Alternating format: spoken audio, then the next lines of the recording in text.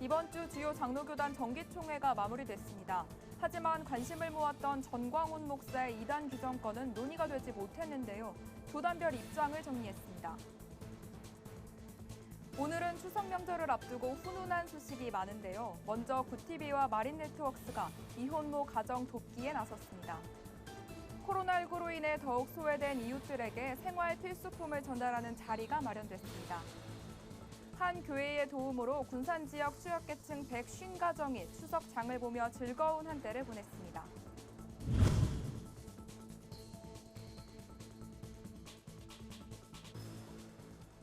여러분 안녕하십니까? 구티비 뉴스입니다. 이번 주 주요 장로교단 정기총회가 마무리됐습니다. 이번 총회에서 가장 관심을 모았던 이슈는 전광훈 목사에 대한 이단 규정 여부였는데요. 하지만 대부분의 교단이 이렇다 할 결론을 내지 못했습니다. 교단별 입장과 함께 이에 대한 교계의 의견은 어떤지 취재했습니다. 윤인경 기자입니다. 코로나19 사태 속에서 주요 장로교단 정기총회가 마무리됐습니다. 이번 정기총회에서 교계 안팎의 관심이 집중된 이슈는 단연 전광훈 목사의 이단성 여부였습니다. 전 목사가 하나님 까불면 나한테 죽어라고 발언하거나 스스로를 성령의 본체라고 하는 등 이단성 있는 행태를 보인 게 문제가 된 겁니다. 대부분 교단에서 해당 안건이 상정됐지만 논의는 거의 이뤄지지 못했습니다. 기존대로라면 며칠에 걸쳐 안건을 다루지만 일정 자체가 대폭 축소되면서 시간 확보가 어려웠고 총회가 온라인으로 진행된 탓에 총대들 간 원활한 소통에도 한계가 있었다는 지적입니다. 예장합동총회는 전광훈 목사를 이단 옹호자로 판단한다는 이단 사이비 대책위원회의 보고가 올라왔지만 본회의에선 서면 보고만 받은 뒤 향후 임원회에서 논의하기로 결의했습니다.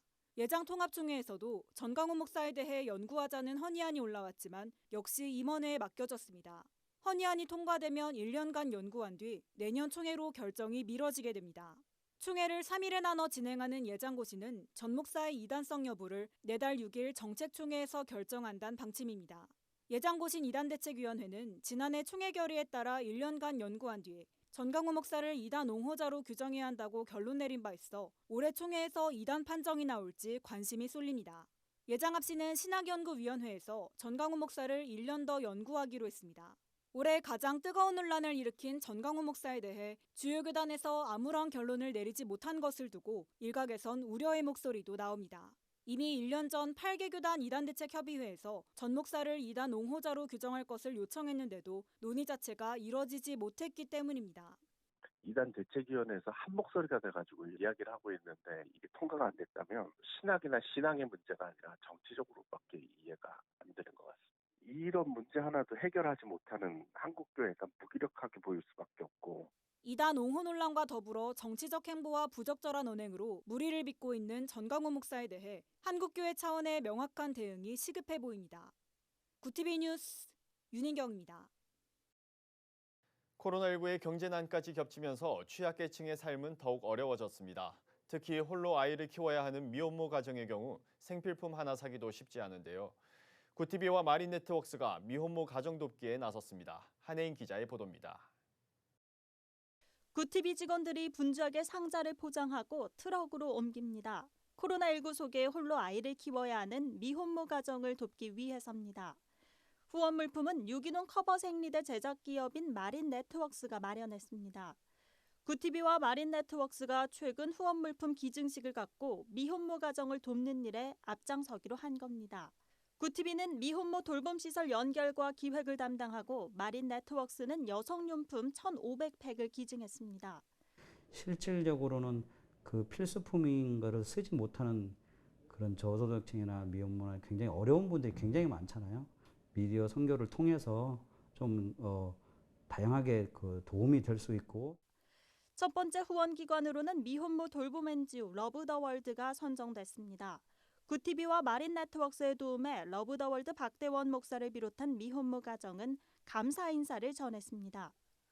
미혼모 가정에 대한 편견들이 있습니다. 그런 상황 속에서 이렇게 미혼모들에게 따뜻한 관심과 사랑이 얼마나 미혼모들에게 정서적으로 또한 마음으로 지지가 되는지 모릅니다. 저같이 딸 키우는 엄마는 아무래도 이런 좋은 제품 주시면 너무너무 감사하고 행복한 것 같아요.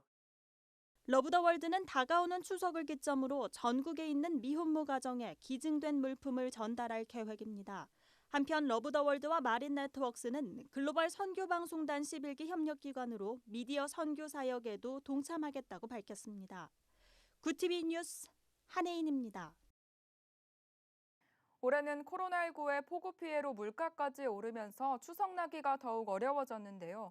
추모공원을 운영하는 크리스찬 메모리얼 파크가 소외된 이웃들에게 생활에 필요한 물품을 전달하는 자리를 마련했습니다. 오현근 기자가 취재했습니다. 한 주 앞으로 다가온 추석. 코로나19로 민족 대명절인 추석 풍경도 바뀌었지만 모처럼 긴 연휴에 들뜬 분위기입니다. 하지만 대면 활동이 어려워지면서 줄어든 후원에 소외된 이웃들은 추석이 달갑지만은 않습니다. 기독추모공원을 운영하고 있는 크리스찬 메모리얼 파크가 특히 거동이 어려운 장애우들이 풍성한 추석 명절을 보낼 수 있도록 1,300여만 원 상당의 격려품 1,000세트를 여의도 순복음교회에 전달했습니다. 지금 현실적으로 코로나19로 인해서 많은 분들이 어려움을 당하고 있습니다. 그러나 또 계절은 다가오고 우리 고유 명절인 추석이 바로 눈앞에 다가왔습니다. 특별히 이런 명절 때는 장애우를 위해서 특별히 준비를 했습니다. 여의도 순복음교회는 크리스찬 메모리얼 파크 측의 섬김에 고마움을 표현했습니다. 이영훈 위임 목사는 모두가 힘든 시기에 돕는 손길이 있어 이번 명절도 잘 이겨낼 수 있을 것이라고 말했습니다. 지금 코로나19로 인해서 너무나 우리 모두가 힘듭니다. 소상인들은 정말 하루하루가 살기가 힘들 정도로 예수님 안에서 꿈과 희망을 가지시고 모든 어려움을 이겨내시길 바랍니다. 예년과 다른 풍경의 추석이겠지만 더 어려운 이웃을 돌아보는 섬김이 우리 사회의 귀감이 되고 있습니다. 구티비 뉴스 오현근입니다. 추석이 눈앞으로 다가왔지만 우리 주변은 장 한 번 보기가 만만치 않은 가구가 많이 있습니다. 이런 가운데 한 교회가 마련한 사랑의 장보기 행사로 군산 지역 취약계층 150가정이 모처럼 풍성한 한가위를 보낼 수 있게 됐습니다.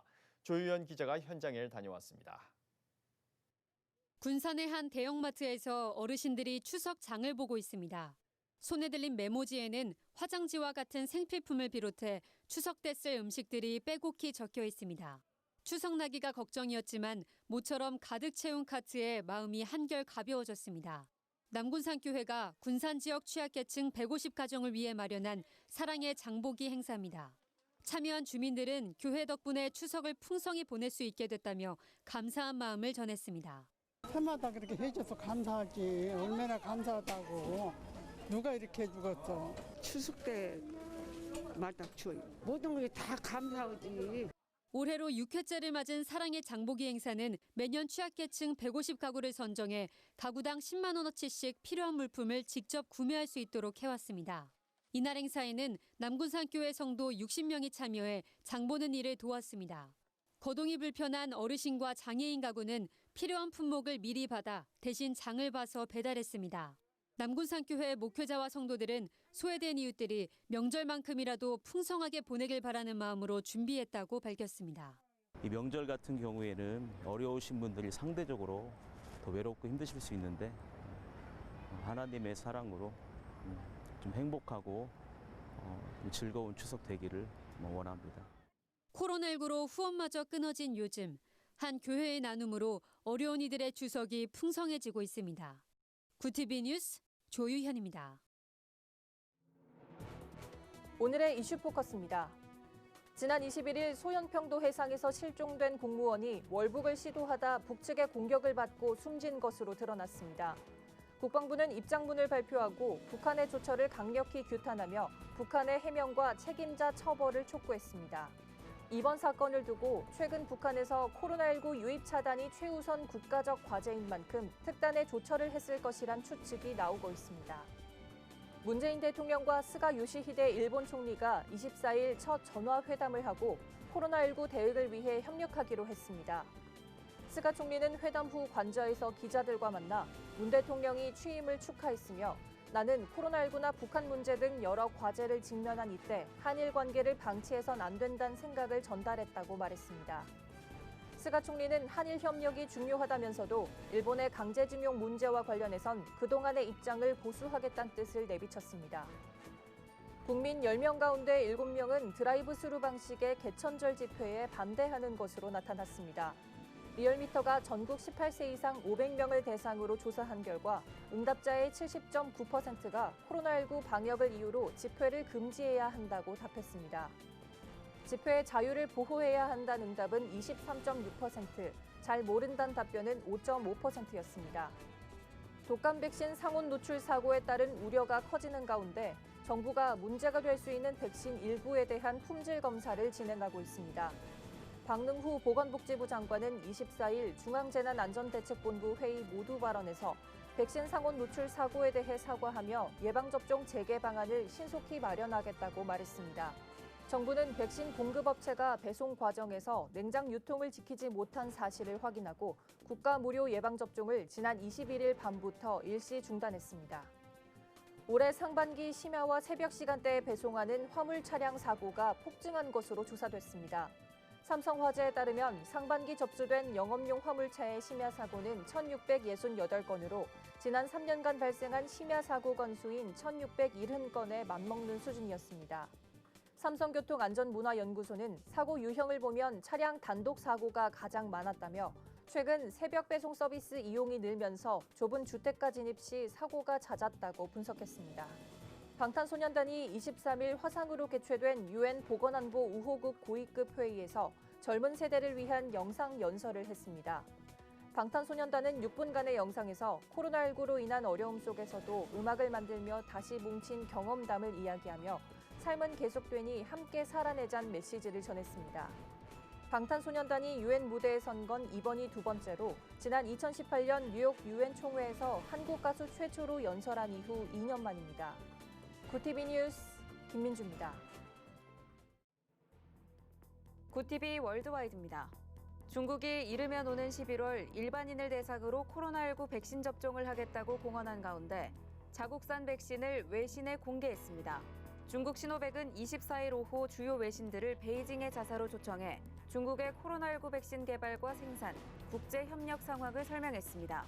이번 행사는 서구 매체들이 중국 백신에 대한 의혹을 제기하는 상황에서 대내외에 중국산 백신의 안정성을 공개적으로 홍보하기 위해 마련된 걸로 보입니다. 행사에는 시노백 담당자가 코로나19 백신을 소개하고 품질 제어 실험실 등도 공개한 것으로 알려졌습니다. 미국에서 퇴출 위기를 맞고 있는 틱톡이 도널드 트럼프 행정부가 발동한 사용금지 행정명령을 막아달라고 미 법원에 요청했습니다. 로이터 통신에 따르면 틱톡은 현지 시간 23일 미 상무부의 틱톡 다운로드 금지에 대한 행정명령 효력을 중단해달라는 내용의 가처분 신청을 제기했습니다. 틱톡은 이번 제재는 다가오는 미국 대선과 관련한 정치적인 판단에 따른 것이라고 지적했습니다. 트럼프 행정부가 정해둔 미국 내 틱톡 서비스 중단 기한은 오는 28일이며 이후에는 미국 내에선 정상적인 방법으로 틱톡 앱을 다운로드할 수 없게 됩니다. 마이크 폼페이오 미국 국무부 장관이 다음 달 초 한국에 방문할 예정인 것으로 전해졌습니다. 복수의 여권 관계자 등에 따르면 폼페이오 장관은 추석 연휴 직후 한국을 방문해 카운터파트인 강경화 외교부 장관을 비롯한 외교안보 인사들을 만날 계획입니다. 특히 폼페이오 장관은 문재인 대통령을 예방하고 한반도 평화 프로세스에 대한 의견을 교환할 것으로 보입니다. 무엇보다 11월 미국 대선을 한 달 앞둔 시점에서 나서는 해외 순방인 만큼 어떤 메시지를 내놓을지 관심이 쏠립니다. 예소련 국가 벨라루스에서 대선 부정 논란으로 혼란이 계속되고 있는 가운데 공식 개표 결과 압도적 승리를 거둔 알렉산드르 루카셴코 대통령이 전격적으로 취임했습니다. 현지 언론들은 오는 29일쯤 예상했던 루카셴코 대통령의 취임식이 이날 사전 공고 없이 비밀리에 열렸다고 전했습니다. 취임식 직후 민스크 시내에선 수천 명의 시민이 거리로 몰려나와 시위를 벌였습니다. 경찰은 시위대를 향해 최루액과 물감을 섞은 물대포 등을 발사하며 강경 진압에 나섰습니다. 프랑스에서 아빠 출산 휴가가 내년 7월부터 최장 한 달로 늘어납니다. 에마뉘엘 마크롱 대통령은 배우자 출산 휴가 기간을 기존 14일에서 28일로 늘리고 그중 7일은 사용을 의무화한다고 밝혔습니다. 마크롱 대통령은 인스타그램에 올린 영상에서 세상에 나온 아이를 엄마만 돌봐야 하는 이유는 없다며 더 큰 평등을 위해 부부 모두가 아이를 챙기는 게 중요하다고 말했습니다. 프랑스는 지난 2002년부터 배우자 출산 휴가 제도를 도입했지만 핀란드 9조, 포르투갈 5조 등 다른 유럽 국가에 비해 기간이 짧다는 지적을 받아왔습니다.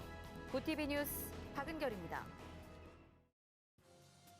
미랄복지재단과 한국수력원자력이 경북 경주시 시각청각장애인 200명에게 스마트 안심 넥밴드와 스마트 안심 지팡이를 기부했습니다. 스마트 안심 넥밴드는 청각장애인에게 고음이 발생한 방향을 진동으로 알려줘 위험 요소를 사전에 감지하게 하는 웨어러블 보조기기입니다. 스마트 안심 지팡이는 시각장애인들이 쓰는 지팡이에 초음파 센서를 부착해 장애물을 진동으로 알려줍니다. 한국세계선교협의회가 최근 대형 화재로 큰 피해를 본 그리스 레스보스 섬 모리아 난민 캠프의 난민들을 돕기 위해 긴급구호 봉사단을 모집합니다. 현재 모리아 캠프 내 13,000여 명의 난민들은 차가운 바닷바람을 맞으며 노숙하고 있습니다. 난민 봉사에 대한 열정이 있고 영어 소통 가능자, 국제운전 면허 소지자, 의료사역자 등 자격을 갖춘 성도라면 누구든지 지원이 가능합니다. 시니어 선교한국이 오는 10월 20일부터 12월 15일까지 온라인 시니어 선교학교를 개강합니다. 시니어 선교학교는 선교에 대한 이해를 높이고 선교 현장을 체험케 함으로써 인생 후반전을 선교에 동참하도록 하는 것을 목표로 하고 있습니다. 시니어 선교한국 전 대표이자 전 유엔 대사인 이시영 장로와 시니어 선교한국 대표 최철희 선교사 등이 강사로 나섭니다. 국제장애인 문화교류협회 중앙회가 오는 10월 7일부터 11일까지 서울 홍익대 홍문관 비트리 갤러리에서 찾아가는 장애인 문화예술학교 미술전을 개최합니다. 올해로 7회째 열리는 이번 미술전에서는 찾아가는 장애인 문화예술학교에서 미술교육 지원을 받는 발달장애인 교육생이 한 해 동안 창작한 작품을 만나볼 수 있습니다. 고티비 뉴스 천보라입니다. 코로나 재확산으로 교회를 향한 비난이 거세지면서 사역의 고충을 토로하는 교회가 많습니다. 실제로 2중고, 3중고를 겪는 교회들이 늘어나는 상황인데요. 이런 가운데서도 묵묵히 지역사회를 섬기며 나눔을 실천하는 교회들이 있습니다. 고티비는 이런 때일수록 한국교회의 선한 사역을 발굴하고 보도하는 일에 최선을 다하겠습니다. 시청자 여러분의 많은 관심과 제보를 부탁드립니다. 이상으로 뉴스를 마칩니다. 오늘도 함께해 주신 여러분 고맙습니다.